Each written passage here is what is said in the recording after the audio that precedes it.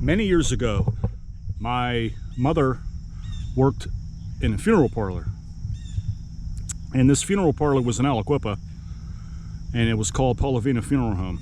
And for those of you who remember, you know where I'm talking about. So this is going back a ways. I was a little fellow when all this went down. And I'm going to try and convey it to you in a way in which I remember it best. I don't remember a whole lot of the details, but I certainly remember what the man looked like. So for those of you who don't know, Polavina Funeral Home was this big red building. It was on a corner lot in McMinn Street. And the way it was set up was there were two sets of steps and doors to get into this place when a funeral took place. And in the middle there was like this courtyard that had bushes and stuff. And then on the, I think it's the right side, on the right side of the building in the front, there was also another courtyard. And in that courtyard, there were trees, various trees. Small little trees like you'd see in this park over here, and there were pine trees. And we used to play hide and seek there as kids. We were always intrigued by this place because he didn't have a lot of business at the time. Like, I remember him not having too many bodies coming in and out of that place, but Mr. Polavina was old by then. But my mother worked for him. She used to clean his funeral home from time to time. It wasn't a steady job, but he would call her and say, hey, how about coming down and clean my funeral home? And she would make $100 on the spot. And then back in the 1970s, $100, that was pretty good money. So she would go ahead and, and pursue his requests and deliver to full expectation. Well, we used to play there as kids, like I said. Now, it was a red brick building, which it still is. Mastro Francesco. Is that how you pronounce it? I can't remember. It's a big Italian name. Anyways, he owns it now. Mr. Polavina has been dead many years. But the building was set up completely different than it is now. So, like I said, there was that courtyard that was in the middle, and then there was one on the side of the building. And then there were trees pretty much adjacent all around the perimeter. And we used to play hide and seek, as I said. And we used to scare each other with stories about that place because we always thought it was haunted. And I think Mr. Polavina lived in that funeral home at that time. A lot of Undertakers lived in their place of business, which I can't even possibly imagine how they would do something like that, but they did. So, we had a hide and seek game one time. And there was a commotion stirred up. Somebody discovered something in the back. One of my friends was like, hey, come back here, come back here. We didn't like going in the back of that building because we always thought that he was watching us. Even though he never came out and kicked us out, because we used to, hang around his place a lot and play games and scare each other with ghost stories about the funeral home. So they all went, and I stayed. I didn't want to go back there. I didn't like that building in the back. I didn't like how it looked back there. I didn't like how it looked in the front too much. But when we had my friends there with me, I didn't see it much of a, being as scared as you were alone. So my curiosity one day got the best of me, and I took a walk up to the steps. And then when I did that, I scanned my surroundings, and I'm like, I felt like I was being watched, but I couldn't see anybody doing anything that was watching me. So one of my friends shouted at the top of his lungs in the back, Mark, come back here. You've got to see this. You've got to see this. And I turned around to the direction in which I heard the voice, and I'm like, okay, I'll go back there in a minute. So I turned myself around one more time. And when I did that, the funeral door was open, and there was a man standing there. He was a very tall, thin man. Oh, he was tall. I mean, he was... Well, I was a little fella, so, he was probably not as tall as I thought he was, but he looked well over 6 foot. And he was thin, and he looked sickly. And he said to me, young man, would you like to come in? He spoke in a monotone.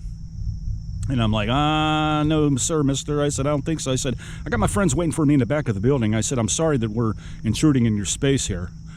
We'll, just be on our way and we'll get out of here. And he looked at me with a completely blank expression, which I thought was kind of odd. I thought he was going to scold me, or reprimand me in some manner. And he didn't. He just stood there. And he said to me again, only this time he added a little bit of flavor to his requisition for me to come in. And he said, young man, if you come in here, I have candy for you. I have lots of candy in this place. And then he opened up the door and he motioned me, you know, like with his arm, like to come in, you know. Now, by this point, I'm like, I know that this is a very uncomfortable feeling. I started to get scared, and I didn't know what to do. And I said, I'm sorry, mister. I said, but I don't think I can come in there right now. And he kept persisting. He's like, young man, you need to come in here. There's a lot of good treats in here for you. In a funeral home? And I'm a little fella, a little kid, a toddler? Really? I don't think so. So I made an excuse and I said, I'm sorry, but my friends are waiting for me and I really need to go and I need to get home. And as I did that, he started walking towards me, and he started walking rather quickly, and that's when I sped off. I'm like, ah, and I started screaming, actually. So I ran around the building. I told my friends what was going on, and they're like, who is it, who is it, who is it? And I said, come around the building and I'll show you. And we all ran up to the front, and the door was closed. He was gone. So I did the next thing that I could only think of. I said, look, guys, I said, I'm kind of scared right now. I said, I'm going home. And I said, I'm going to tell my mother what happened, because I said, my mother knows this funeral home inside out. She works for Mr. Polavina. So I'm going to go to my mother and tell her what happened. So I did. I went up. I only lived, you know, a few blocks up the street at that time. And I went up to my mother. I said, listen, I said, I was playing at the funeral home, and I said, something happened to me. And she's like, what? And I said, this man tried to lure me in the funeral home. I said, he was real tall, and he was thin, and he looked sick. And he tried to coerce me to get into the building because he said he had candy and he wanted me to come in.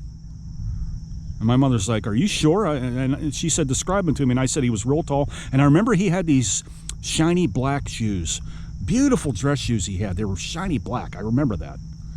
And he was dressed, though, he had a black suit on, but it was kind of, his attire was not with the times. The suit he had on, it was clean, but it looked old. And that's another thing I remember about him. His hair was black, and his skin was a deathly white pale. He looked sick. Even his hands were kind of whitish. He just didn't look right. And I told my mother about this. I gave her the full description, and she said, okay, here's what we're going to do. We're going to go down to the funeral home. We're going to tell Mr. Polavina what you saw. And, you know, you would think at that point that I'd be scared, but I wasn't, because I knew I wasn't lying. I was telling the truth. I saw this man. I as plain as day, as I'm looking at trees right now in this park and telling you this story, he was real, and I saw him. So we go down there, and my mother, you know, she knocked on the side door, which just indicated to me, I think Mr. Polavina at that time lived in the building. But he never came out and hollered at us when we were playing around his property, which kind of, you know, is weird. But anyway, so she knocked on the door, and he opened it up. I barely remember what that man looks like. This has been so long, guys. This is probably 40 years. So my mother told him, she's like, we need to come in here and talk to you about something. So, good morning, Mr. Blue Jay, I hear you.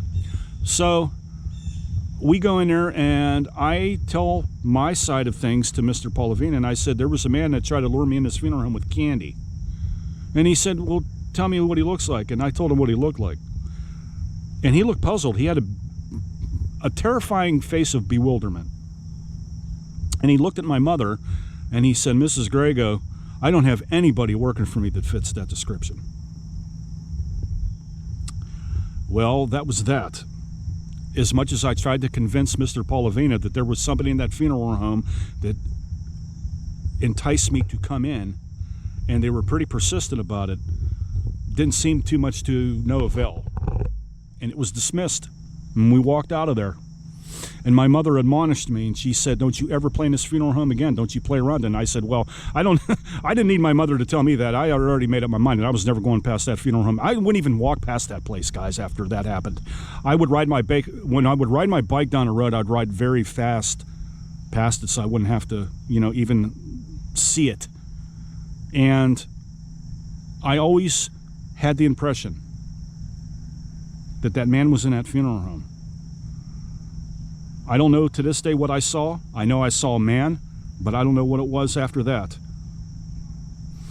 He was very real. I could hear him perfectly. He didn't touch me, and I didn't touch him, but I saw him, and I remember him. Years later, Mr. Polavina was sick, and he died. He's been dead many years now, and the funeral home was sold. I don't know if he had any kids or not, because when he died, that funeral home was sold. Mr. Mastro Francesco bought it. So I don't. If he did have children, they weren't interested in pursuing a funeral career as, something. So Mr. Polavina died, and his story died with him. Years later, I did go back in that funeral home for body viewings of people that I knew that had passed on. And it was very creepy because I always remember the man that stood there, waiting, lurking. That was the only time I saw him. And I never saw the man again.